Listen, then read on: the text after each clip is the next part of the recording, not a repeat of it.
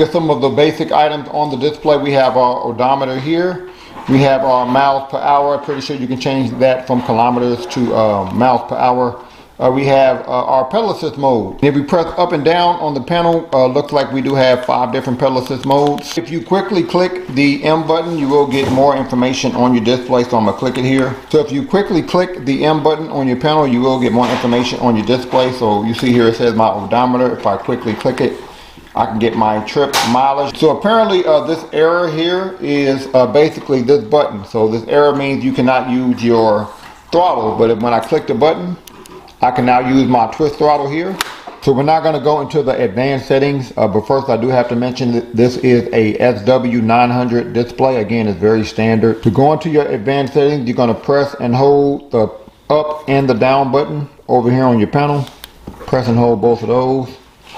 And you have over 10 advanced settings. To go from one setting to the next, you quickly click the M button. To change a setting, you press the up or the down button. I'm not going to go through all of them, but I will go through some of them. P1 is how bright do you want your display. Look like we can go up to 3. P02 is if you want to calculate your speed in miles per hour or kilometers. We're going to keep it at miles per hour. P04 is your sleep time. So that's how many minutes before it shuts off automatically. I'm going to change that to 10. P08 is your limit speed. So how fast can this bike go? Pretty sure that's in kilometers. So we're going to do 62.1, look like that's the max in kilometers. P09 is if you want to do 0 start or if you want to do like kick to start. P11 is your pedal assist sensitivity.